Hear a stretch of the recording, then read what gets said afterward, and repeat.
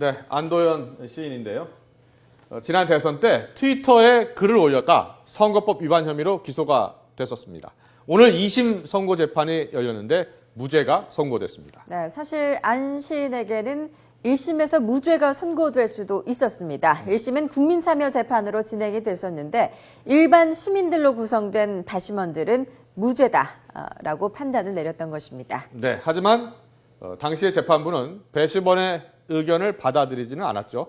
후보자 비방죄가 인정된다. 다만 처벌은 하지 않겠다면서 벌금 100만 원의 선고 유예를 내렸습니다. 네, 재판부가 배심원 의견을 거부한 드문 사례였던 만큼 오늘 2심이 어떤 판결을 내릴지 관심이었는데 무죄로 결론이 났습니다. 왜 무죄가 됐는지 취재기자 연결해서 한번 들어보겠습니다.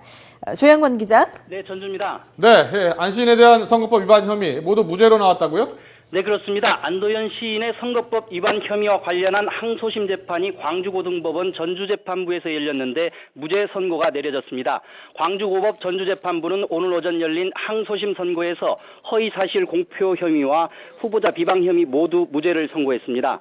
안 시인의 허위사실 공표 혐의에 대해서 재판부는 지난 2012년 대선 당시 박근혜 후보가 유목 도난에 관여했거나 도난 유목을 소장했다는 사실이 허위라는 점에 대한 인식이 있어야 하지만은 검찰의 입증이 부족하다며 허위사실 공표 혐의에 대해 무죄라고 선고했습니다. 또 안 시인이 자신의 트위터에 올린 이 글이 공익 목적을 위한 부분이 인정된다며 후보자 비방 혐의에 대해서도 무죄 선고를 내렸습니다. 안 시인의 선거법 위반 혐의에 대한 이 같은 항소심 무죄 선고는 1심 선고를 뒤집는 것이어서 주목됩니다. 지난해 11월 열린 1심에서 재판부는 안 시인의 후보자 비방 혐의에 대해 일부 유죄로 판결하고 양형 기준에서 최저 기준인 100만 원을 선고한 뒤 선고를 유예했습니다.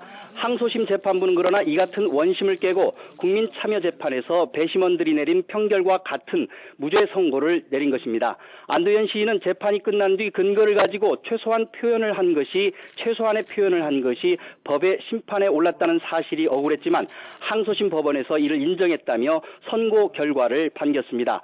검찰은 현재 대법원 상고 여부를 신중히 검토하고 있습니다.